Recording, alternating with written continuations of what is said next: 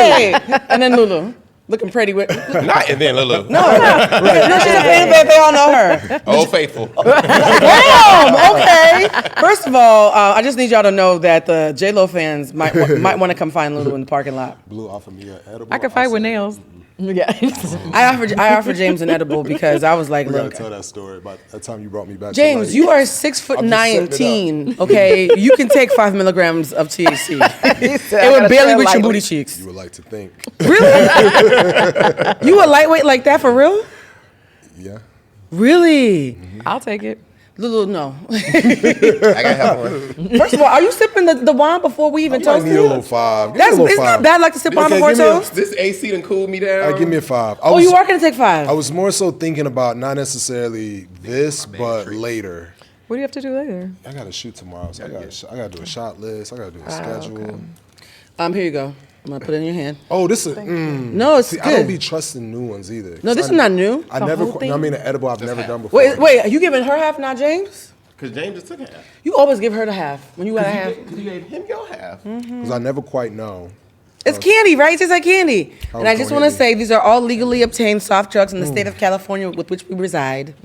You guys, for those of you who are the audio-only listeners, you might not have seen what was happening, but this is a very special episode of Humanized, where after 8 months of teasing, how are you still sipping before the toast?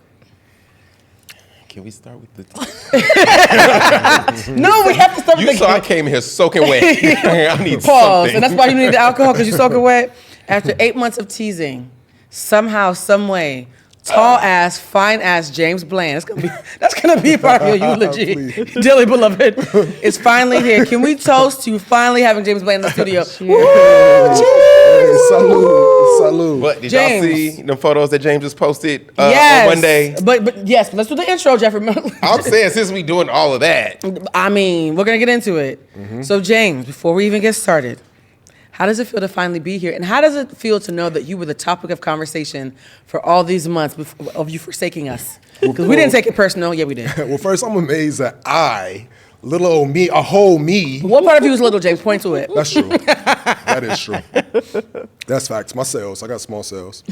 That's actually a fun fact about me. If you did not know, that's probably the only part of me that's small. It feels good. I mean, I love y'all. You did. What's up? It We feels love good a to be humble here. king. I love each and every one of We y'all. love a humble king. This nigga's not humble. That you guys had such beautiful and Tall ass, fine ass James Bland. and a lot of it comes from beautiful me thing. speaking my life experiences as James being the most like normal person Sensible. that I know. Wait a Sensible minute. person. You know me. Wait. Oh, whoa, wait. Now, hold on. Strays. We have the same zodiac all the way up and down, so I know you. But ain't I've been in always more saying- therapy. Wait a minute. I'm what's possible, friend. Aside from being the only sensible person that Jeffrey knows. He said most sensible, not all. I still take offense to that. Okay, so most I love how Lutasha, she's like, So let's go here. So the same most sensible James Bland that you're going to give that distinction to almost left you for dead during a Spades game on the 4th of July. you know, No. it was provoked by That's- somebody By who you. will by somebody who will remain nameless. hold on. James, No, that Spades game, that was not sensible. he left me for dead. Jeff was supposed to be my partner. I was supposed to be And James' so- partner, and due to a miscommunication from said person, I was told James left. And then another friend was I out went there, to and go said, get a drink. Yes, that was not You explained. went to He the said bathroom. James left. Because you came out the bathroom more in the fight. So you guys, That for those part. of us who want to live on the right side of the truth, James went to go take a piss and came back with no partner.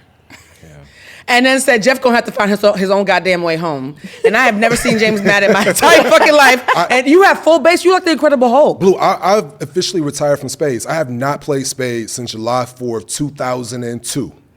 22. 22. It's been 2 years. Yeah, I have it on video. I have not touched a deck of cards. I actually condone that because I have video of the meltdown where you then started cussing out everybody at the backyard. Yeah. We all have a moment. That was his Candy Birds. I'm going to drag your ass moment. Because what you James said he went was real- some bullshit. Some Yo, I've never seen. I used to call you a gentle giant, and after that day, I was like, he a giant. He went red hair candy on that Listen, moment. I'm in out of my congenial era. Really? Nah, no more. So this is actually a perfect segue for today's topic. Okay, You guys let's want go. to know what the topic is? Because last time I told y'all the topic, Lutasha almost burned down the studio. And so, for those of you who missed the episode, we did an episode all about J-Lo and Lutasha from Detroit. Fuck Diara from Detroit. Tasha from Detroit said, the fuck we won't do a whole episode. And we did. We did. And note that I tried to pivot, but the debates took up the whole time because Lutasha was not going to have us allow J-Lo to come to Wakanda. And but also like we've just had very difference of opinion about that, and like even the people who don't agree, Who want to fight you? I feel very comfortable with. I could fight with nails. You going to fight all the Puerto Ricans in the Bronx? If so be it. Oh, okay. Well, let's just know the thoughts. From Detroit. And from what I understand, the Puerto Ricans in the Bronx don't even mess with J-Lo like that. They don't. I just realized that we segregated not based on gender, because we don't do gender wars here. We segregated based on elements. All the water signs are on one side. And all the earth/air signs are on this side. That's interesting. Do y'all need a tissue? Energy. Nah, we're good. Y'all good? We're grounded. We're good over here. Okay. Do y'all know y'all moon, y'all rising? I do. What's your moon sure. sign? I don't know if I want to tell it, to the. You already a Scorpio. to People the are already masses. judging. I'm a Leo rising with Whoa. with a Capricorn moon. Ooh. But I also have like 5 planets in Scorpio. That's worse. You should have stopped there. Okay. Well, that means you can't be around nobody broke. Well, No, that's and if you are, you don't like it. He said, I know a bunch of broke niggas right now. Shout out to James's broke friends who have now been outed on television. I still love y'all. Wow, you're not even denying. Like, no, they're broke. No, that's No, Zodiac. it's not broke. What did you call it last time? In between blessings. Blessings. There you go. I like Your that. blessings. You That like, was- right? It's nice. That's a better way to put it. It's classy when said like this, but when Blue threw it out last time, it was a read. No, I just said, how he judging me when he in between blessings? I didn't bring that It was up. a read. No, so here's the thing. Scorpio likes opulence. Libra likes opulence. Taurus likes opulence. Leo likes opulence. Capricorn is opulence. Capricorn is just, you look them up and it's basically a direct deposit, right? So all of your signs speak of somebody who needs a lot of money to maintain their lifestyle. Which is crazy because I feel like that's the opposite of me. Oh, hell. James, Yeah, have you seen your outfits? Look, this is from Urban Outfitter. That's nice. I swear, They're not a I don't- sponsor. We don't I have, beep that out, producer. I do not own. I don't think I own a designer piece I of would clothing. never put I don't have James designer like- shoes. James is like that rich I don't- friend who gets things for free because he's already rich seeming. You come off rich, so they give it to you for free. I'll take That's that. an irony of Yeah. Hollywood, is that when you're broke, you got to pay for it, but when you're rich, they give it to you for free. But I think my thing is I've been an artist for so long. A working artist. A working artist, but also an artist who really didn't make much money for like 10 years. When did you start making money? What year was that? I started making money 2019. For anybody who really James stopped started talking to in making money. 2020, you know why. You know why? It wasn't a pandemic. It wasn't the pandemic, it's because you was broke. Listen. Well, that means nobody on this table, at this table, is broke, allegedly. Thank God. So, thank God. So today we're going to talk about a topic that is near and dear to all of our hearts, burnout. Oof. You feeling it? I'm actually just getting turned up. Like I was burnt out prior to, I would say this past weekend. But now I'm like full steam ahead on everything. I'm ready to go. Raise your hand if you're burnt out, or as someone who just recently came out of burnout. Came out. Okay, I'm just coming out of burnout. It's about 12 hours ago. So you guys are Welcome back. Lulu. I don't think have you ever been burnt out? I really try hard not to. You I'm very prioritize it more than conscious. most people I know. Yeah. If Lulu starts to even smell burnout, she'll go to the car. She'll be like, where's she going? will. Child? I ain't got He was it. like, bite. Yeah, bite. You won't even get to that. She's just burr. And she's like, yeah, I'm out. I'm It out. was like burnout. Not me, girl. Not me, not Y'all ain't me. finna stress me out. I had a day. They dragged me. You like Marco from that video? They dragged me today. They drained me. How about you? Are you burnt out at all, James? Not right now, not currently, but I definitely know burnout. I've been there. I'm a friend of it, and I'm trying not to know her no more. Yeah, she a hoe. How do you guys deal with burnout? A bald-headed hoe. A bald-headed scallywag. Burnout's like how I get in it. How do you guys deal with burnout? Because for me, I realized burnout for me, lots of naps, because I'm a Taurus. Yes. Sex, if I like somebody. Okay. That does help with burnout because then you have to like them? No, I do. Because I didn't say you. friend. I'm sorry. No, Intrusive thoughts. Right, intrusive thoughts. No, for me, I have to like them because if I have sex with somebody I don't like, there's always like a conversation afterwards that burnout won't let me have. Yeah. So I've learned that if I like you, we don't gotta do all that. Like I make my noise, I make a dolphin noise, I roll over, I fall asleep. Everybody's happy. What you? And that's it. You said that way. You said that's What's- when you like them. If I like somebody, they know I'm burnt out. They know they're doing a service. It's easier if you don't No, like them. Jeffrey, this is Okay. this is why you break so many hearts. We're very likable people, Jeffrey. Yeah, I'm a lovable person. Exactly. And then they want to linger, and I now have to explain to you, you have to go home. No, I just opened the door. Oh, wow. I said, no, it's what you about to do? Yeah. Why is that the universal way for black people to say goodbye? That's it. I don't know what you about to do. Every time I'm on the phone, somebody's like, so what you about to get into? When you on the freeway, you pass the exit, and they're like, ooh, where you going? You just say, turn, get off right here. Jeffrey, I'm going to have a crown when we go on tour for you being our toxic king. I am not toxic. Have you watched the episodes? Yes. Okay. I don't take that as toxic. Jeff's like, I'm not toxic. I'm just a tourist. There you go. Hey, I'm a tourist. You're a tourist too? Although she is. Male and female tourists, everybody knows we're different. Completely different? There are people who will talk to me who won't talk to him if they find out he's a tourist. Scorpios are known for, here's the thing, Scorpios are known for being highly sexual. What people don't realize is Scorpios are actually either extreme. They're either highly sexual or they're prudes, actually. And yeah, have you guys ever met a prudish Scorpio? Yep. Do you all know said prudish Scorpio? Can we rewind time a couple years back?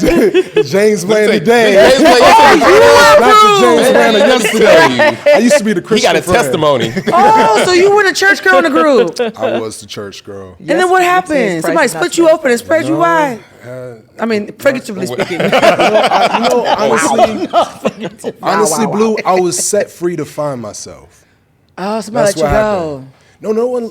You said what? Did somebody let you go? No one let me go. Just in the sense of, I feel like I set free in terms of I kind of let go of some of the ideologies and some of the shackles that I think was. So you could dance. So I could dance, essentially. And look at your friends. So you being a church girl wasn't going to last for so long with this group. Right, great examples. Me and Chitty were around him. Great examples of what? How to set yourself free. Y'all are the trash bag in the back of the supermarket just floating around. Y'all real free. By the way, Chitty has to come on. When he comes on, I want you to come back. I will be here. I want to talk to you guys about likability for a second, because part of what James was talking about as far as being held captive by ideologies is that you want to be likable, you want to be seen as holy, you want to have a certain persona. People become slave to optics. How did you free yourself from being a slave to optics? Because when you're a tall, attractive black man with good credit, people are going to superimpose a lot of stuff on you. So how did you stop yourself from not giving a fuck if you disappointed people visually? I just really had to just step out.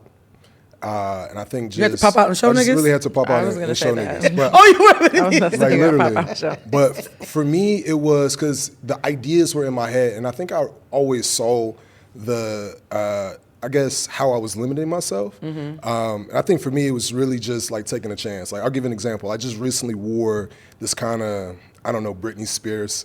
Oh, no, it's in the run of show. You saw it on Twitter? I wrote down James's outfit, question mark. And for me, even what I said on Twitter is that I'm learning to kind of break these ideas of masculinity that I've always held. You said you were tapping into your inner butch queen. I'm tapping into my inner butch queen. But what I realized is Bull I've held on. Sorry, Lutasha, pause for a second, James. I'm so sorry. Lutasha, we had a meeting. Wait, you trying to You fight? can't yell bull dagger in the middle of the guest. Look at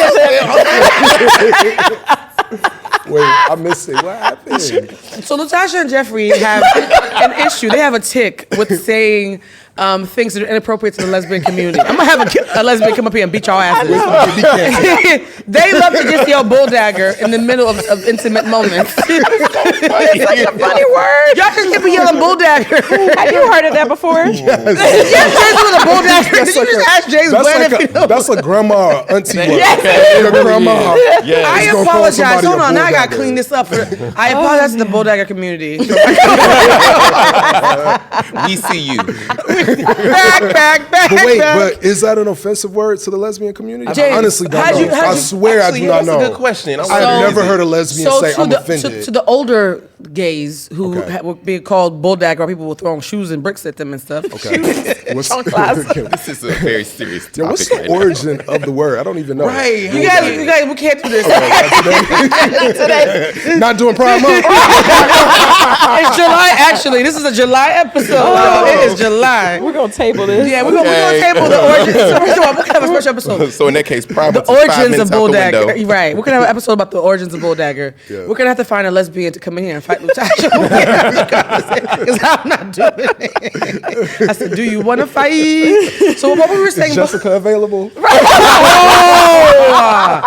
Wow. Okay. I apologize to all bull daggers and women named Jessica. Hey, this was a great show. Thank you for having me on. I'm going to. What James was trying to say was that he has embraced his inner butch queen.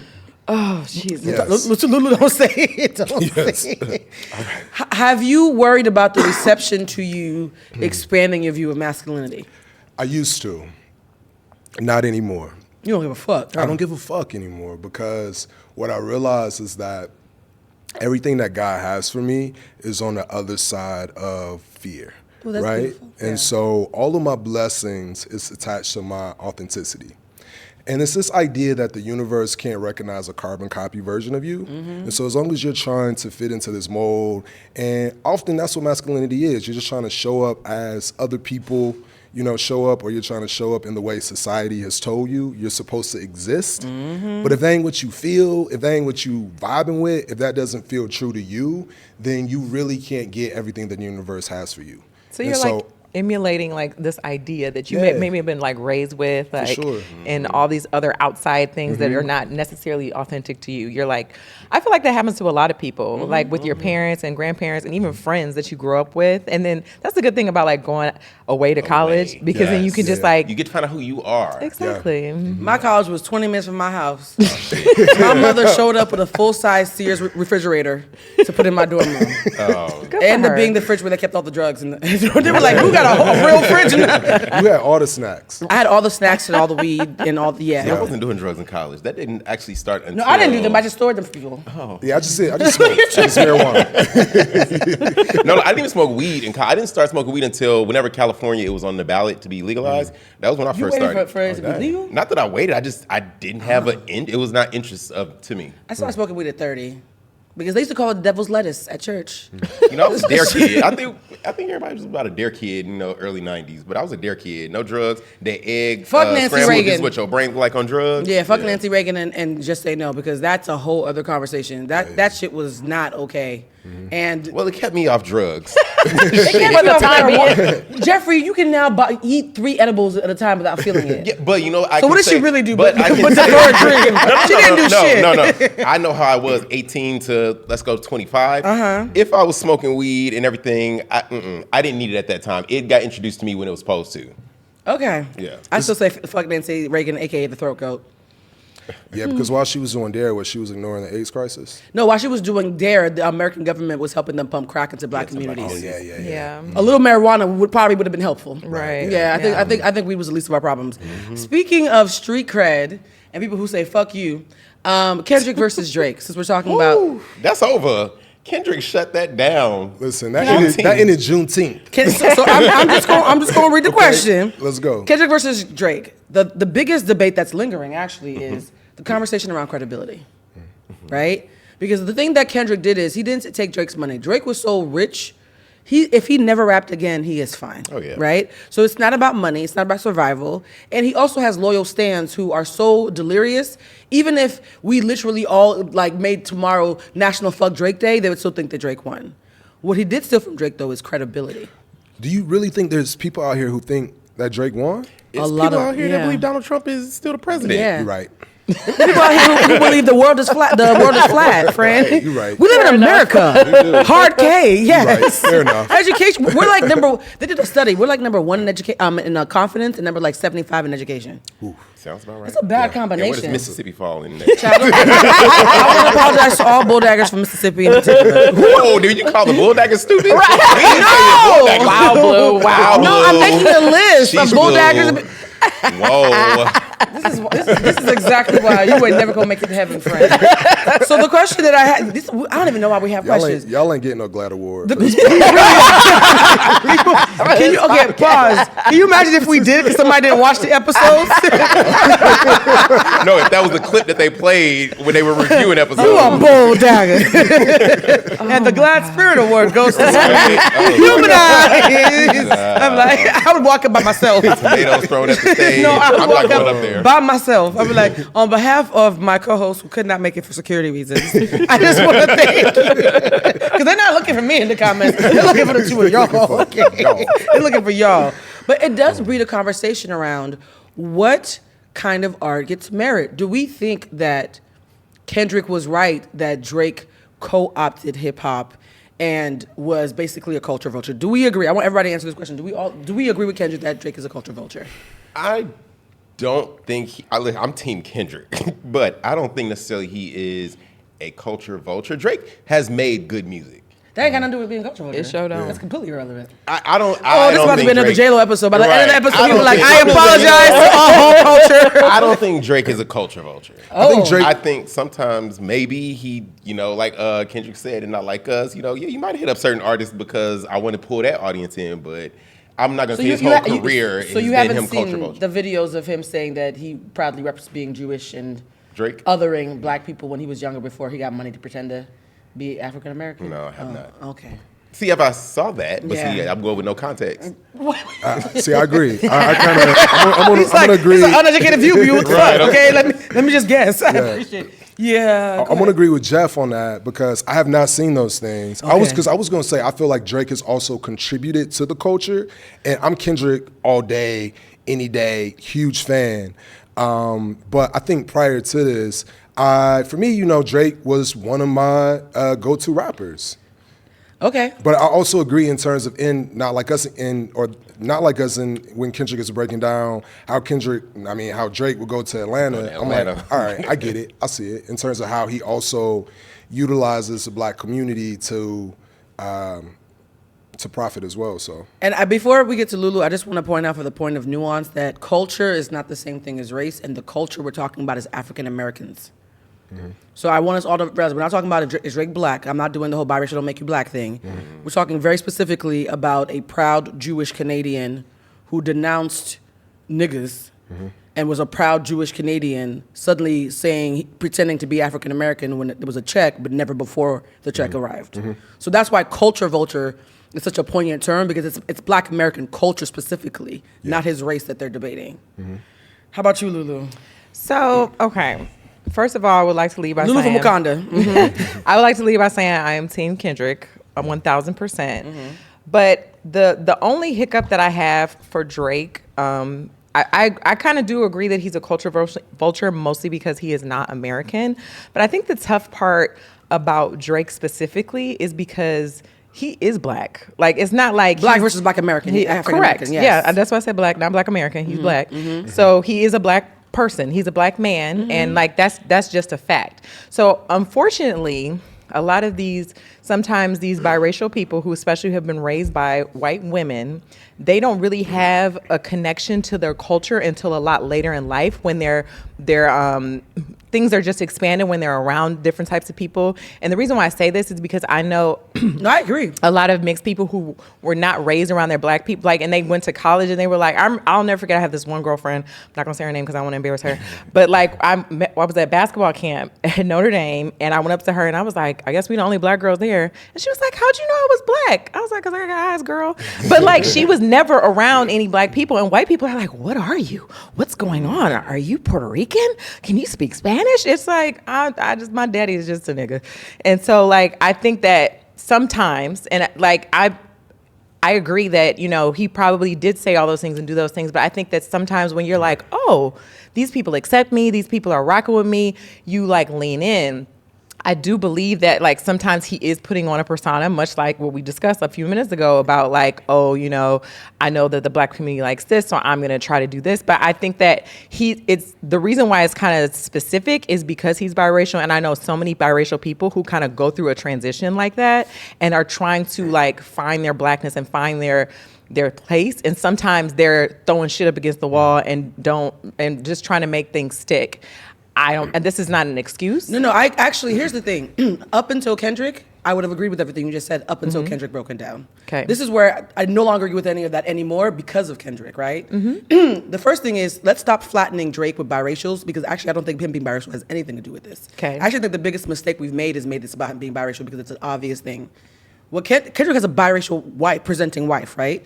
What Kendrick has been saying, because I did a lot of research, because I wanted to make sure I was on the right side of history, is Kendrick is a nigga from Compton who grew up in gang culture, which is a subsection of African American culture. Not all black people in America are in gangs. He grew up in gang culture in Compton, California, where he watched his friends and family live and die by the street code, right? In his mind, the very thing that he's watched and lost people to, this nigga from Canada, who never once claimed it until there was a check. So this is not throwing things at the wall to find identity. So you think that Drake was claiming gangs? No, yeah, he was actually. There's music. There's whole clips about it. Yeah, like what gangs was he claiming? Let me land the plane. So Okay. my thing is, Drake went from dancing fun Drake, which was in line with what Lulu said. I'm a biracial person who is now trying to learn more about my blackness. That people didn't have a problem with. There was a moment where Drake turned into nigga, wearing a bulletproof vest. I'ma shoot you. And he started actually claiming more gangster shit and making threats against other rappers as if he was a gangster. That's when it went from him trying to find himself to him commodifying a street nigga persona in a way that is satirical, right? Pretending to be a gangster, a black American gangster, when you're just figuring out how to be black to begin with in America. Kendrick was like, you are pretending to be the very thing that I and my people I love have lived and died by. That's when it became a culture vulture. Then when he started doing digs against Kendrick, he started saying, I got shooters who will come get you. And Kendrick's like, wait, so number one, you're lying and pretending to be about that life. Now you're threatening me in songs that are doing very well about that life when I'm actually fucking living it, right? He was like, you could have just did your one dance and did your little cha-cha, I would have left you alone. But now you're claiming something that is actually a very big deal where I come from, and you're making threats that the audience doesn't know is a lie. So for Kendrick, it turned the corner when he pretended to be a street nigga. Fuck being black, being biracial, trying to learn to be black. You were pretending to be a street nigga. That's actually why on Juneteenth, he brought all the gang members out. He's saying, everybody you claim that you rock with and who doesn't fuck with me, I know them in real life and they're all on the stage, now what? So Because I wouldn't even claim to be a street nigga if I wasn't. And so that was what I was gonna say. I feel like, unfortunately, a lot of times in hip hop, people are pretending. Exactly. Period, point blank. I like Plies is another person. Like Plies came from a 2-parent house. Both of his parents are doctors. He has never struggled for anything in his whole life. We understand the rappers be lying, yeah. And so, like, I think that for Drake, and again, I am not excusing shit. But Plies doesn't threaten people on the lie, though. That's where I it's different. am not excusing anything. Yeah. But I think that the fact that Drake doesn't understand blackness, especially black Americanness, is why he's in this pickle that he's in. I agree. So like that's the only thing, that's the only caveat. To me, that's the difference between him and like a J-Lo. Like, because I feel like he's like, Drake is like trying to be black, in my opinion. Like, and so he's getting it wrong, and like He's he trying to doesn't be a realize. shooter. Yeah, and That's like a very specific kind of black. Right, because he is black. He's Yes. already black, so he's not trying to be black. He's trying to be a person. street nigga. Exactly. Okay. And That's so very like, specific. Agreed. And so like, that's to me like, and I'm not even saying that he's a culture vulture, because that's what he is, but I feel like I can wrap my mind around it a little bit more because he actually is black, and I understand like sometimes the things that people think. He's getting it wrong. What he's saying is inappropriate. I'm very excited what Kendrick did. Juneteenth was wonderful, but I'm just saying like, I see like the way his mind was thinking possibly, because I don't know him. I'm trying to figure out, when did he start to get it wrong? Because going back to like when he first came. It's been about 5 years. Yeah, because when he first came out, best I ever had so far gone. It's like, it was good. That Drake wouldn't have been all in the this way video. up through like One Dance, Passion Fruit. Drake Exactly. has been That great. Drake was fine. He even jumped into the like EDM sound on his Honestly Nevermind album, which I think is great and was underrated. But all of a sudden now it's this culture vulture Drake. Do you know what's the easiest way for black Americans, particularly the 3 that are in this room with me, to understand why Kendrick is so deeply offended? I'm not going to compare them to a gang. I'm going to say that gangs are often used as shorthand for family. Gang life started because there was a bunch of street kids who needed the family because drugs and crack and the epidemic took away their families and they needed a street code to work together, right? So gang members would tell you that they are a family. If someone was in Greek life and wasn't in a fraternity, right? And didn't even know about Black America, and did not only try to figure out how to be Black American, but was also now pretending to be a Kappa or pretending to be an Alpha. And didn't go through none of the rituals, didn't live none of that life, didn't pay none of their dues, is not part of the brotherhood, is not feeding back to the community, not doing anything that life stands for. But not only are they claiming it, when actual Kappas and Alphas say stop, he's talking shit and talking down to them and convincing the audience that they're actually the frauds. Y'all can imagine what the fuck would happen, right? That's what Drake did. It's not just about blackness. So that's why the biracial thing to me is so irrelevant. This is not about Drake being biracial. I think it contributes though. It contributes, but it's not the point of contention, because making it the point of contention actually flattens a much richer point. There's a subsection of Black American culture that you have to sincerely invest in to claim that he claimed without doing anything to invest in, and then disrespected those who actually did. You know what, that Blue? to me is when I started to understand why Kendrick was so mad. It's bigger than him can be fucking biracial. That's the best analogy. Because what I think about, in particular in Greek life, we have a saying that says you're made. You're either made or you're not made. And so if somebody is claiming to rep these letters and you have not crossed those burning sands or you did not go through the process. Can you imagine? That I went The streets through, would be ablaze. No, not imagine. I've seen. I've seen it. What's happened. If you are not made, then I fully see. I mean, Not made it, but attacking those who are. But attacking those who are, that's Oh, honey, they would burn you at the stake. And I think we're talking about two different things because I'm agreeing with No, everything you're yeah, saying. yeah. But the point I'm trying to make is I feel like because he's biracial, I know you say it's a moot point, but I feel like I just know so many biracial people who are clawing at straws of blackness. And I think none of them have the same at stake, though. Of course. But he's still human. He's still a person. He should have PR people helping him. Do you think he's I think it makes it worse. overcompensating because Yes, he is biracial? I think he's absolutely Yeah. overcompensating. I think having that much at stake is, again, a lay person, I would completely agree with you. When you have been declared the artist of a fucking decade and you are worth that much money and entire industries are built on your back, you cannot compare yourself to an average biracial person who can't figure it out. There's too many resources. There's too much at stake. There's a whole industry that's riding on you. To whom much is given, much is expected. We can't give Drake late people excuses. It's not an excuse. Those folks, it makes sense for them, but they're not Drake. They don't have the same thing at stake. It's it's just like the way it is. And like, again, I'm not excusing it. I'm just saying like, I feel like how he got there. I feel like I see how he got there. And I think that a lot of times with people, like money doesn't make you smart and doesn't make you help yourself and doesn't make you, because there's a lot of people who are rich and have lots of means and are still tone deaf about certain things, who still say stupid shit. And again, I am not excusing it. I'm like, I ain't fuck with Drake since he said something bad about Megan Thee Stallion. So Same. like, I'm Same. It's on site with him too, actually. Oh, wow. He in the Puerto Rican scheme, both get I just hate that it happened though, because I've been to LA overall. By the way, guys, irony, I was the biggest Drake fan up until like 18 months ago. So me 2 years ago would be crying hearing this episode. I think it's good for hip hop though. It's great. This is great. Yeah, it is This good. is great for hip hop. This is great for hip hop. Like, but watching Kendrick Juneteenth on that stage, I ain't never spent no time with the Bloods or the Crips. I'm not talking about you, right? I was ready to. I was in here. It wasn't just right.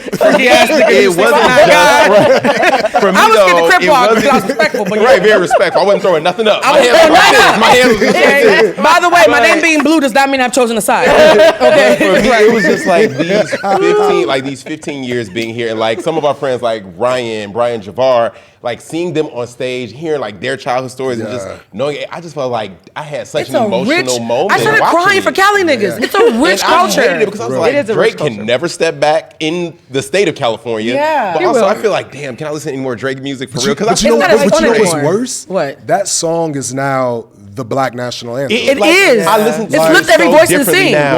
100%. Drake was on video Let me tell you- dancing to it. They have a video of Drake dancing to it last night. Oh, wow. Literally, He when my conceded. He's like, shit. when my Spotify Shuffle comes on and Not Like Us comes on, I literally play it 6 times back to back because Kendrick Oh, played that Vico. bitch 6 times at that concert, and it sounds great every And time. it's also global. I was in Senegal.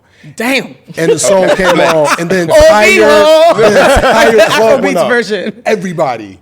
By the way, is anybody else slow? It took me a week to realize that freaky ass nigga is acronym for fan. I'm slow as Okay, hell. I didn't. I never thought that. I didn't know that either. Oh, I don't feel I never stupid got no that. more. Yeah. No, I didn't. Freaky ass nigga. Freaky ass nigga. He a He's a 69 fan. He's a God. fan. I've He's a been trying to fan. tell you. He's a freaky ass nigga. Yeah. That nigga is a genius. Okay, that Pulitzer was earned. Kendrick.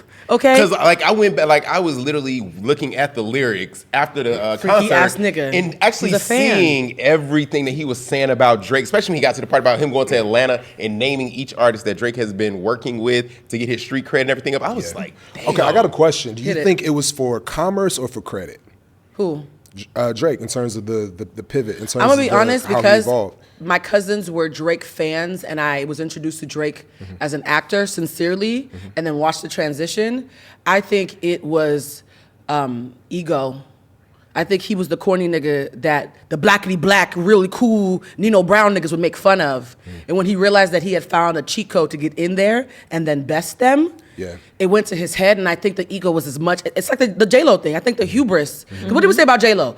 She was a culture vulture, but had she just taken her things early, she would have made it out the cookout alive. She stayed too long. She lingered. It went to her head. Yeah. I think it's the same thing with Drake. Had he stopped before he started pretending to be a street nigga, He would have been never fine. enough. Once you reach a certain status or level of success, you always want more. So he couldn't just take it and sit down. He was like, "Ooh, I got to get more. I got to get more." I think that it's like I hate to say this, but sometimes people are stupid too. Because I'm like, She's been called Drake stupid 8 times. yeah, because like, Are you talking about Drake or his fans? I'm talking about Drake and J-Lo also. Like, you're like, okay, like now that I want to be black now, like let me figure out what's that about. What's the blackest black nigga I can think of? Like, let me Compton. have real conversations. Let me talk to people. Let me see like what's going on. Because I've seen there's even difference between like white people who are like actual allies and white people who are just like, I'm not racist. I have black people in my house. So like there's two different people. Like just because you're not trying to shoot me doesn't mean you're not dangerous. Right. Can I confess something? I think one of the reasons why the Kendrick thing really struck me is because I'm an immigrant. Because I know what it's like to be the Drake. I'm the Drake in the scenario. I came to this country and had to watch y'all to figure out what the fuck African-American culture, I'm looking at the camera. African-American culture is a culture. It always breaks my heart when my African-American friends say, oh, you're Haitian and Cuban, I'm just regular black. There's nothing fucking regular about being black. African-Americans have been told for centuries that they do not have a culture, that they don't count, which is ironic considering that their ancestors literally built this country with their blood, sweat, and tears, right? And for me, as someone who's had to study it to be a part of it, there's a certain respect that I have as an immigrant because I love it so much. When you love something, you respect it. You don't fuck with it too much. And when I moved to LA and fell in love with LA and met real LA street niggas and went to Nipsey's funeral and saw a bunch of gangbangers like crying and saw the community, that feeling that you had watching Juneteenth, seeing how proud people who are from Los Angeles were, right? When something is that deep, it makes you realize how deeply offensive it really must be for Kendrick. Sure. Something that you love that much been commodified and turned into a minstrel show? I get why he hates him so much. I get it finally too. understand. That I didn't point- even know all that, and I got it. Yeah, that point that you just made, literally, that used to be me when people used to be like, what are you? Like, I'm just regular black. Until Ain't nothing regular about being black. Until Pooja, one day I was saying that to him, and he was just like, why are you saying that? Yeah, I don't like it. Yeah. He's like, you should be proud of it and everything. Because like a lot of our friends were from Africa, different countries and everything. But when you see, like, you go to an Afrobeats party and you see how they, I was like, yeah, I'm just regular black from Chicago. But Pooja, he was like, you need to be proud of that and everything. I was like, you know what? we kind of take our culture for granted. Yeah. In that sense, because I would say I've been the same way. In particular, having friends who are from different countries in the diaspora, when folks will always ask me, yo, where you from? I'll be like, Florida. Damn, of all places, Florida. Even the other Americans like, woof. Not having the ability to say Nigeria or, Haiti or Cuba or any of those places, it did feel a little basic, and I think That's for propaganda, me, it was yeah. also the inability to kind of track back roots, from a cultural, type of perspective. But I appreciate this conversation because it's also allowing me to look at, in terms of African American culture and the specificities of that, in a more appreciative way. Because we Yeah. have had to create our own culture in the midst of the lack of. And that's not what having it. Juneteenth's about. Yeah. Juneteenth is literally about African American culture. Shout out to Texas, who we're actually celebrating you. But like, I just love moments where I get to see my African American friends remember who the fuck they are. Yeah, and that's exactly what that concert was. Exactly. And that Canadian nigga got real quiet, didn't he? Yeah. He got real fucking quiet. So What he gonna say? a boot. I'm a boot to go home to Toronto. He over there like, he a fan. Like, And here's the thing too, is like, this is not to break down Drake, because again, the 10 plus year Drake fan in me would be mortified to have a time machine and hear me advocating for this, but it does make you realize that we do need a certain level of gatekeeping. And I think that also like, gatekeeping. That's the first thing. We definitely need gatekeeping. She don't want to. because damn near everybody got to pass to this cookout. Everybody's going to this cookout. that I'm not I coming to ain't the never cookout been now. to. I don't even want to go to the cookout no fucking more. Yeah. It's like I lost it because it was gatekeeping. But when you said that, I was like, it was that, and then it was something else. Because like basically, what I'm trying to say is like they don't even have to be held accountable for their actions, and that's why they keep doing it. You know what I mean? And then And they're also, celebrated for it. And they're celebrated for it, and also it's more palatable for white people. And so like that's another reason why the J-Los, the Drakes, they get pushed to the forefront because they're like, look, see, there's nice. They're not that black. That's where him biracial is extremely relevant. The fact that he was, I'm sorry, James, you are a tall, attractive man. If you were Canadian talking about a boot and tried to do what Drake did, you wouldn't have gotten very far, friend. Drake being biracial and the palatability of him being biracial is where him being biracial is a super important point, right? He got away with being a culture vulture because he was half of them and half of us. And he knows that because of the amount of Jewish pride that Drake has in those bar mitzvah videos, the way he talks about his black friends. I watched so many Drake videos from before he knew he was going to be a nigga one day. He talks about them as if he was pandering to his white half. And then when it became cool, pandered to his black half.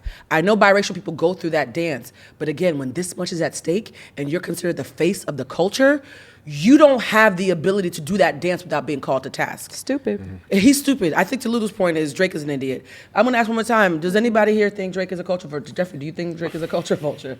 There's Bloods and Crips who watch this show. Hit it, Fran. And Kappas and Alphas. Any cues?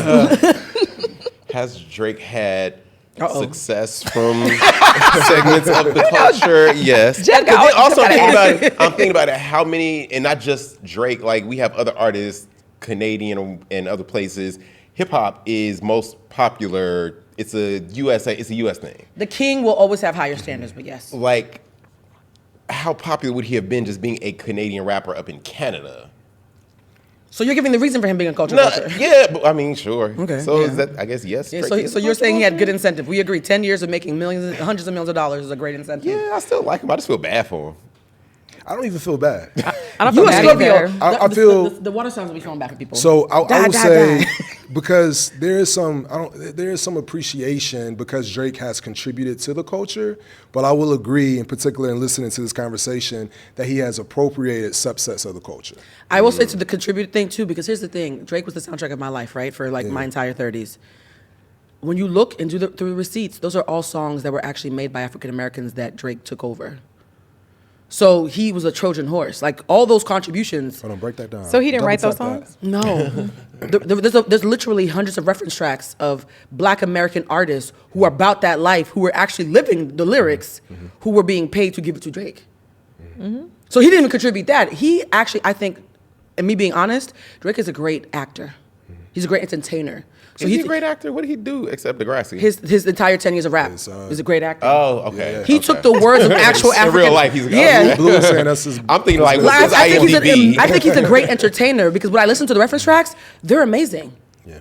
But because it wasn't the palatable biracial Canadian, they gave it to Drake because they knew my song on me and my little black ass from Compton's not gonna make it. But if I give it to Drake, I'm gonna get a big old check to shut the fuck up until I leak it when he's not down and out. You think it's a coincidence that all the reference tracks were leaked after he was down and out? Oh, I Those heard niggas were like, I sold my song away and watched it become #1 without my name attached to it. Anybody who's been a ghostwriter, raising my hand, knows what it feels like. But yeah, that's a ghost. That's a lot. Every damn I artist understand, in but what I'm saying hip is, hop, R&B, but pop, everything. he intentionally picked people from the culture because he was a Trojan horse. So even his contributions have an asterisk next to them. I do want to pivot to, because before there was Drake versus Kendrick. Y'all ready for this? Taking it back to film and television, because we're all in the industry in some way, shape, or form. Before Drake and Kendrick, in film, there was Spike versus Tyler Perry. So we're talking about merit and credibility. Well, they settled they beef. I Let me- don't know if Kendrick gonna sit down with Drake and let me settle let, it. no, let me, I'm trying to make an analogy here. Is Okay. Spike is known for being very angry at Tyler Perry because she ain't got no talent, according to what Spike used to say, right? Because Spike's beef was Tyler Perry is not someone who is in love with the craft. He doesn't care about quality. He's not pushing the narrative. He's not contributing to the culture. He's just doing cheap, low vibrational, anti-minstrel shit. And why is he so big? Well, I'm actually trying to find funders for my art. Do you guys think now that it's been, like Drake, about a decade or so, do we now think that we owe Tyler Perry an apology because of his success? Or do you think there was some damage and some credibility to those who say that cheap black comedies and plays and stuff cheapen the few chances that we get as a people? I agree with Spike up until I watched Tyler's documentary, Maxine. Once I saw that, it really did make me look at Tyler very differently. Also, a friend of ours working with Tyler Perry. Explain why. Because you just got to see, like, Tyler is writing stories from his experience. And the thing is, like, I mean, I don't know about y'all, but I always say, like, every black person, especially if you're from the South, Midwest, you got that family member or that side of the family that does act like that. And so it's just now being, of course, put on screen with extra dramatic effects for, Hard wit, TV. soft life. But there are people out there that relate to that. That's a great answer. So yeah. Yeah. What did you guys think about the Tyler Perry conversation around I the ain't saying I marriage? support it or I resist it. James Bland, no, James, you the guest, James. I know I'm the filmmaker. Right. I might need some I'm not funding. saying I think the work is amazing, but I understand why Tyler and who he's marketing to. I'm not his audience. There's I a don't think any of place. us are. Yeah, I just feel like there's a place for what Spike does. There's a place for what Tyler does. Media training, I love it, James. There's a place for all of it. I do not think that it limits us as artists or as Black people for Tyler to do the work that he does. I do feel that filmmaking is an art, it's a craft, it's a sport, and there are different people who go about it different ways. I'm more of the school of Spike Lee. Like, I want to make a do the right thing. I want to make a School Days. I have not aspired to make a Medea Goes to Jail because that's just not my lane. That's not my vibe. But even what Jeff was saying in terms of seeing that documentary and seeing the journey and the trajectory of Tyler Perry and what he's built as a Black man, in particular, being able to have that studio that is built on the land of a Confederate, what was it? A plantation. A Confederate plantation. I think there's so much symbolism that Tyler represents, and then him being able to then name all of those sound stages after the greats, after a Spike Lee, after a Denzel, after a Oprah Winfrey. I will always and forever give Tyler Perry his flowers. Yeah. 100%. Yeah. Yeah. And What do if you Tyler think, calls me to be in a movie, I'm available. and I hear you pays. Yeah. No, And on I know time. We're gonna what's get into that. about Tyler is because quotes are a really big thing in this industry, and so Tyler has risen the quote of so many Black actresses. So Half of my in this friends. business, when you get a job, the first thing they ask is your quote, and your quote is what you got paid last time. Yep. So if you've only got paid $50,000, that is your floor. Now, granted, you can go up, but that's where they're going to start. Tyler Perry I think he was the first person to pay Taraji $1 million. Well, now Taraji's quote is $1 million. So He was the first person to break her into six figures. And he's Yeah. making That the part. thing is, And she he's has- Hold on, able to I give. I'm want sorry. Lulu to Lulu. go real quick before we pivot. So I was gonna say that I actually have never been on the side of Spike, and I'll tell you why. Because I think that unfortunately for Black people, we hold ourselves to this standard that no other race has to do. Like, he should be able to make any kind of fucking movie he wants, and it's not on the backs of Black people or this represents all Black people. Because Jeff is right. There was a huge subset of Black people who know that, and so I think Tyler Perry is not pandering. That's probably how his family acts, and he did all of this stuff, as he said, built up. And I don't know if you guys ever saw it's not Blackish. It was on Netflix. I forget what it was Black called. as Fuck. Yeah, Black as Fuck. And he had that speech. That was a great speech, yeah. And he was basically like, I don't give a fuck don't give about a these. fuck. I don't give a fuck about these white people. I'm not trying to get no Academy Awards. And I honestly wish more of us, because there's so much. I feel like he has proven how there is power in the dollar and there's a power in what the people want. I'm giving the people what they want. Ain't nobody white over here was going at Tyler Perry's. I'm like, you know what? Yeah, I'll help you. I'll give you. He built that shit from the ground up. And when he was Sleeping in his car. and then when he got on, he told the white people, was like, oh yeah, you can come to our studio. He said, girl, fuck you. And so and I appreciate that, because he was like, you guys have never wanted me in your spaces. You don't want to give me awards, and I don't care. And so I don't even have to please you if I don't want to, because this is all me. This is all me. And so that's why I'm like, I think that a lot of times with Black people, because of systematic racism. the burden of Black excellence. Yes. Is what we So have. that's the thing I was going to say. My answer is, I was on Spike Lee's side as a perfectionist. We were talking about signs. I got triple Virgo. Y'all ever met a Virgo? I have a lot of Virgo in my chart. So the perfectionist in me, the person who loves the art of film, initially was on Spike Lee's side until one day I was funny enough talking to Lena, who's friends with Kenya, and she was like, one of my actors pointed out to me that Black excellence is a trauma response. It is. And the minute I started sitting with that, like, Black excellence is a trauma response, because you know you're free when you're free to be mediocre. Oof. White mediocrity gets to go, gets up for Oscars. Yes. That was the point. The most mediocre whiteness. You think it Gets was- a moment. Right. I just want to land this real quick. The most Please mediocre land this. whiteness gets to be seen, gets to be heard. We literally have a show called Girls that she wrote the fucking pitch on a napkin, and she got 3 or 4 seasons from HBO. We have a show called Seinfeld about nothing. It was a show about nothing. That is considered one of the greatest comedies of all time. It's white people talking about nothing. When we only make room for us to be villains or superheroes, we eradicate most of the Black community. And I'm gonna be honest, everybody in here has an elevated IQ. Can we call a thing by its name? Mm-hmm. We're all very smart. And because of systemic oppression, to Lulu's point, because of gerrymandering, because of redlining, the education system, particularly in the South, is compromised. Shout out to Florida. Because y'all are not even allowed to study race, right? So because a lot of people who are in the Bible Belt, where white supremacy is the loudest, have compromised abilities to learn about their culture, they are often looking at us like intellectual snobs. Like, oh, they only want something symbolic and fancy like Spike Lee, but I don't understand that shit. I just want to go get some chicken and watch a movie with my family.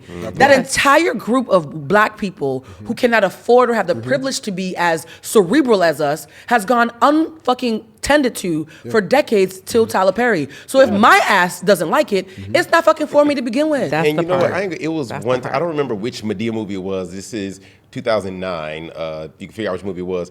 But I will not forget, the movie came out as in the theater. This is when I was in D.C. I was literally online pledging, going through that whole process. And one day, it was like a matinee, 11 noon something. I snuck and went to the movie theater and watched Tyler Perry, Madea, whatever, because I just wanted to laugh and not think. And for those hour and a half, 2 hours, however long, like I just had this like moment where I was just like laughing, happy, silent by myself. And it was just like, thank you, Tyler, for that. Woody Allen, Robin Williams. There's so many people in white culture who, good or bad, get to just be goofy, get to be funny, get to be bad and mediocre. Yeah. I want us to have that chance too. And I completely agree. And I was just thinking about mediocre whiteness. They recently... It's a lot. It's a lot. No. There's a lot of mediocre whiteness No, getting but- Oscar nods. Well, besides that, like literally one of the biggest story in sports right now is JJ Redick is the new head coach for the Lakers. Do you know what his last coaching job was? What? He was a 4th grade basketball coach. Oh, heavens. Phone upside down. Oh, yeah. I was about to switch it. So They like, call that filling up. yeah, and so I'm like, he hasn't even coached high school. He hasn't even coached teenagers. So wait, how did he get this job? He used to play for the Lakers, and he's okay. white. He's white, hard age. and white. he's fine. I mean, that Lulu. Pretty privilege is a thing, I too. mean, right? It is. She's like, he white, but he fine.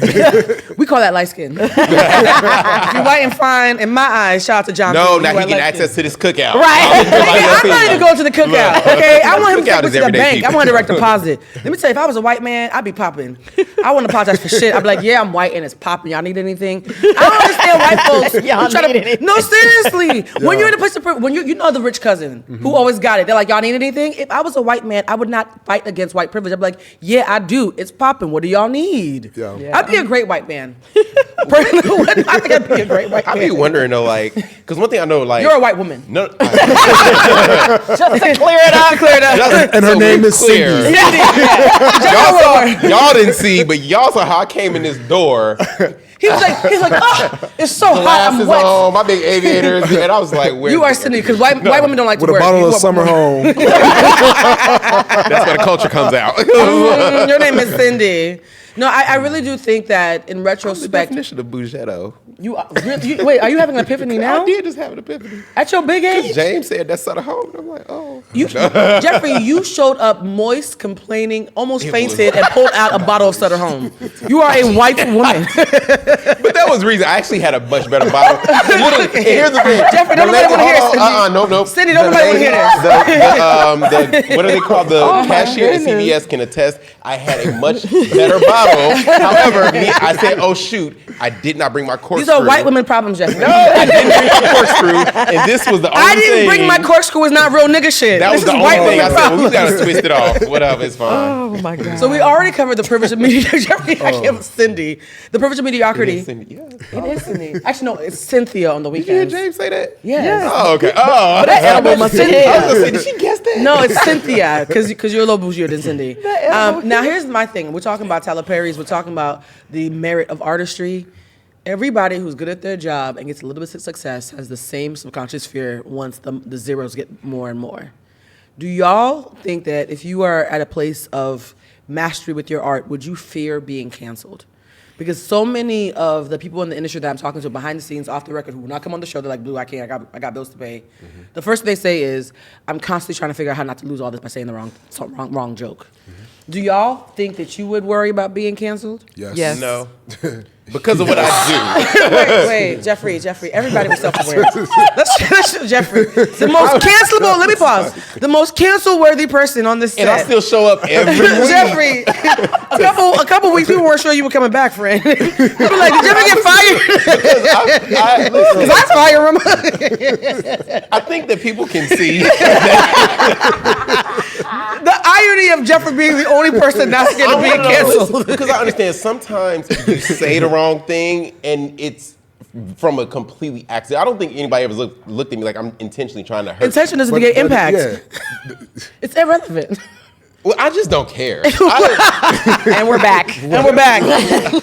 You heard it here. So you don't. As long as I'm not for real coming to be malicious, if I say something wrong, correct me. That's fine. But if you feel like you got to cancel me and I'm like, I really did not intend to offend. So if an elder lesbian said, I remember they called me bulldagger as they kicked me down the street, and was explaining to you the pain of you making that and joke. I would stop saying it from that point on. Just like when I told you I took R. Kelly. Just like I took R. Kelly off my playlist. Wait a minute, pause. And I He apologize, Said, that and was on on the that day episode. and day alone would I stop saying bulldagger. I would stop saying it from that moment forward. Yes. So you have to meet one of them. When you know better, you do better. No, but you already know better. Come on, Maya, because I answer haven't me. had a bulldagger tell me that that's offensive. Oh my gosh. Well, friend, how many bulldaggers do you know? Exactly. That's the question. Oh my God, Jeffrey, that's the whitest thing you've ever said. I didn't know I couldn't call them niggas until a nigga told me to stop. Jeffrey, that's white as fuck, friend. Oh my God. I need to see in print that is offensive. You know what? And again, I promise you, if it is offensive, I am not trying to offend, and I will stop saying it. Oh my God. This show has gone off the rails. You just say, James. Is bulldagger synonymous with faggot? Wait, that's what you were. Wait a minute, James. I And I'm in thought the you were going to community, pivot. so- Wait a minute. He said, well, I have questions. Yeah, to the I'm double elders. tapping. Yeah. To the elders. The young kids don't give a fuck. They ain't got no respect. okay. Them kids ain't got no fucking respect. But to the elders who were called that when they had to drink at different water fountains. That's such an auntie word. Right. That is. But when you grew up between a certain time, you know certain words. If and you it's were like, born in oh, the yeah. 40s, you probably find bulldagger. My brother said I'm single-handedly keeping that word alive because you are saying no more. We were the last generation that Oh, please would have stop. said before we knew. Possibly, no, you can't say it. I need some confirmation that it is offensive, and then I will stop saying it. Jeffrey, we've I'm actually going confirmed to reach it. out. Because I'm giving it in a funny, comedic, What do you lighthearted think is way. the thing about you that is the most cancelable that you might want to be more cognizant of, friend? About me? Drake, yes, about you. Yes, very specifically about you. We all tell me, what do I do that's cancelable? Oh, Jeffrey, where do we begin? Because I want you to self-identify. Because if I'm doing it, then I'll know I'm doing it. It takes a person. I think my No, friends we're are the asking you to be closest to me. introspective. We're asking you to self-identify. What's the most cancelable thing you do? Real ugly. Jeffrey doesn't like. Oh, you don't know. Jeffrey doesn't like ugly people, and it comes up often. No, You sure is ugly. Is one of his taglines. He only accepts pretty privilege. I don't think I do anything I don't think you get canceled cancelable. for that. You don't think not having ugly friends is a problem? I I didn't don't- pick them because they look a certain way. Y'all just happen Jeffrey, to look a when certain Lulu way. tries to hang out with ugly people, you teach her about it. You know, He'll be like, You "Oh, sharing our text messages? like, oh, you hanging out with that ugly queen? Okay, like Jeffrey, you drag her for hanging out with unattractive people. damn, Jack. Tasha, have I ever done that? No. She talked about it on the show. Don't lie, Lulu. Don't get canceled with him. No, I was like if I don't think you can get canceled for not liking ugly people. that's I don't still think y'all can okay. get canceled for that. Yeah, because it's not like it's a disability. There's gonna be a facially challenged lesbian woman know, over 60 who's gonna because come on this show it's and dare subjective. Jeffrey to say something. It is subjective because It's very Beauty's in the eye of the some beholder. people can think you fine and some people can be like, eh. You know? But here's the So- thing: ugly means that you've passed not fine, Yeah. or regular degular to ugly. Ugly's a choice. Like that's a statement. Do you think that ugly and are close? But ugly, No. ugly and broke can Ugly be you feel. synonymous. Sometimes people are not really ugly, they just broke. Sometimes you're not ugly. saying? you're Just broke. broke. Yeah, no. Yeah, that's No, true. but, Yeah. but here's the thing: Because ugly is something you can We're change. visionaries. I can see the broke in you. There's a pretty and they need to put some money. if you But here's can this, oh. I can't discriminate against ugly because that's something you can't change if you got a little bit of money. But in terms of race, in terms of sexuality, you know, those things, so that's who you are. That's I your actually do identity. think that, yeah, But that- ugly, we can fix that. Yeah. We can upgrade. I for You can sure. grow out of ugly. I've I've seen seen- some people when they hit them 30s. I was like, I've seen some unfixable okay, faces. something happened in your 30s Hey, where you big head. just, baby, that facial hair. No, I've seen some Like grown man unfixable. weight? Here's the Okay. thing: we have to be honest. We're talking about white supremacy. The minute you are black, you are already considered less attractive by the mainstream, right? True. The minute you are overweight, you're considered. The minute you're bald headed, like there's a whole list of shout out to the bald headed plus size people. But like, there's a whole list. I gotta apologize to everybody now. We offended everybody. That's the name of the episode. Are you offended? Because I can see where the cuts happen. I just wish the camera could see what happens when we kind of randomly start laughing. Yeah, like, and vice versa. Because I'm telling you that there are people who will see a very attractive, very pretty girl and see her big booty, ugly homegirl and think the big booty, ugly homegirl is the cute one because she got a fat ass. So You're talking about straight man. Yes. Obviously. Yes, obviously, Jeffrey. The queers are scanning you from the head to the toe. You can't even not bleach your booty hole without they calling you a name. But no, I'm telling you. I know somebody who was like, he made fun of my black ass booty hole. Damn, the standards for the gays are high. They're very high. I actually did stop talking to somebody because they had really ugly feet. Like, feet were really bad. Like, So that's just to say, certain communities, let's be honest, the more marginalized you are, the more shallow you are because you are trying to show that you're just as good despite having an ugly standing. So it's not a coincidence that straight black people are judgmental, but the gayer it gets, the broker it gets. Nobody like a broke homosexual who's gonna judge you. Nobody will judge you like a broke homosexual. Pick a struggle. Right? If somebody is broke and gay, they're gonna work extra hard to be cute because they're like, I gotta make up for this shit. Yeah. So it is systemic, and so I think to your point, some people can afford to be ugly because they're rich and white enough. Yeah. I know some plain horsey-faced white women who are considered sex symbols. Yeah. Look like a whole horse. Blue. Going back to what you were saying, because you asked what about, like, you know about yourself is cancelable. If you know that, doesn't that mean, I'm just thinking, like, you have to be a mean having an ego death right here on stage. I'm having questions. Because you have to be a mean person to know you're saying something to offend somebody. No, Jeffrey, you don't have to be mean. You just have to have your friends tell you. You can also just not be aware. Right, so that well, way, that's what I'm saying. Not aware is different from, like you said, I don't know what's cancelable about me because I'm not. Yeah, I'm not saying it in a good way. I'm not intentionally no, trying to. No, that literally means ignorance. I'm not being judgmental. I'm using the word accurately. Okay, but also, like, it's ignorance versus hate. I just want to like, I'm ignorant. But sometimes not being self-aware isn't an innocent thing. It isn't one of those things where you could be like, I just said no. You got to be self-aware. If we tell you in 3 to 4 episodes that bull dagger is derogatory and you haven't looked it up for yourself, you're not invested in checking. She said it today. Wait a minute. No, I'm giving an example. Who's like, wow. I didn't bring it up, so I haven't said it. No, I'm giving an example of someone whose motive. Once somebody realizes their ignorance, if you know you're ignorant and you don't do nothing to fix it, then that's just emotional laziness. That's not ignorance anymore. Okay. If we really wanted to find out that was offensive, we could look it up. We gonna look it. I'm gonna look it up right now. Y'all Jeffrey's about to look up bull dagger, y'all, because he wants to see. I'm pretty clear about the answer, but I want Jeffrey to own it for himself. If there's a visual, Is bull I would like She gonna be wearing high-rise jeans with a crease down the front. Google images. Right. Let's talk about somebody's auntie. James, what do you think is the most cancelable thing about you? You know, that's a good question because I was sitting here thinking about it because I feel like I'm pretty even keeled, pretty humble. So spades. Yeah, and I typically think before I open my mouth. So I don't know. I mean, can I phone a friend? Yeah. Lutasha. Wait, the person who brought bull dagger into the show. Yeah. That has nothing to do with an assessment. Like, if I was to ever get canceled, what do you think? What would it be What would it for? be for? Yeah. That's a good question. Because what would I do? Yeah, I feel I'd be like minding my You would never do it business. with intent. No, But intent doesn't matter. No, it doesn't. Like, Because I It feel doesn't like matter at all. I feel like also James will choose silence before he would say something where he wasn't sure about. I would get canceled for being silent. That's it. I think, they would call you complicit for Not silence. speaking Yeah. up. Yeah, Oh, for yeah, being you- complicit. Your most cancelable offense really is is complicit. Complicit, I would own yes. that 100%. Okay. Yeah. Because I have a lot of conviction on my heart for being complicit in certain things that I know would get me canceled. That's true. So But being complicit is a great I've one. chosen self-preservation. Yeah. You know, I'm gonna say this, and I don't care what everybody thinks. I think it is tone deaf to demand a black person who is externally facing to the public to put up their livelihood in order to help another group that is at the bottom of the food chain next to them. Yeah. I think black people are so disenfranchised. If we ain't got it, it's not our fault. Yeah.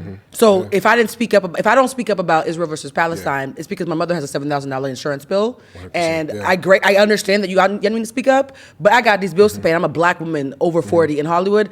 I need self-preservation. So I think black people, you don't have to say, why the niggas not speaking up for us? Because we niggas. Because we niggas. That's exactly why. How about you, Lou? What do you think is the most cancelable thing about you? No, I like the other game. Like, Blue, what do you think that I would be canceled for? No, I'm serious.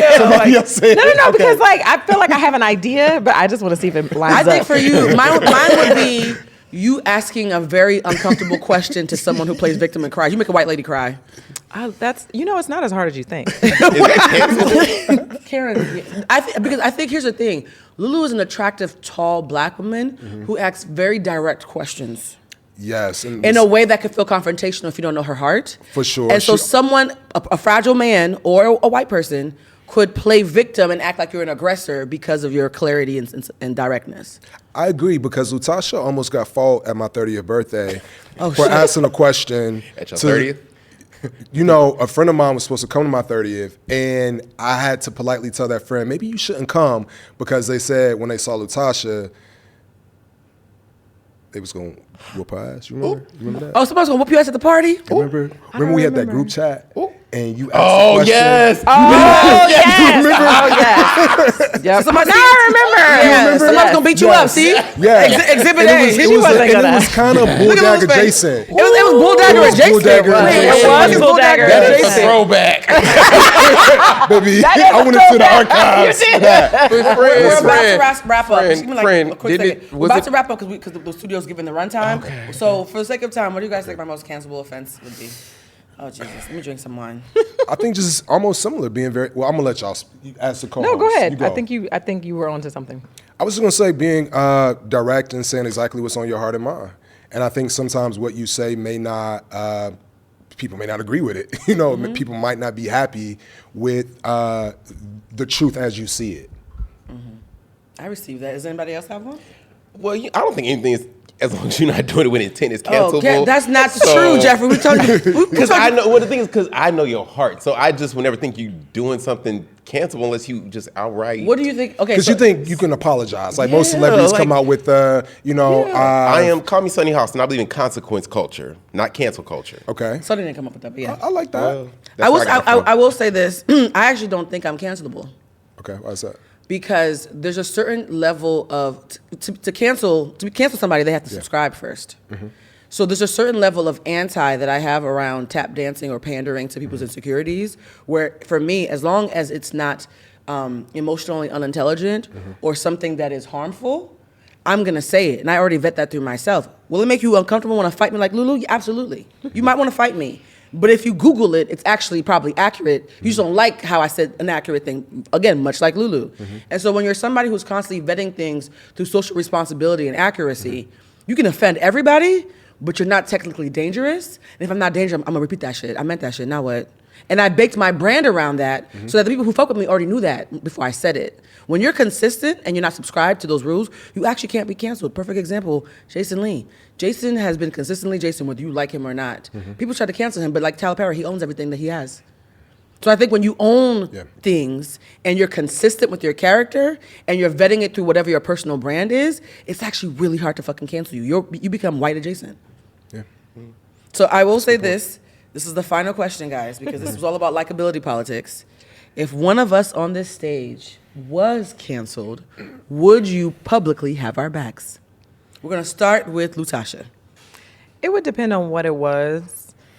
I think personally, and like how it came out, it's very extremely nuanced.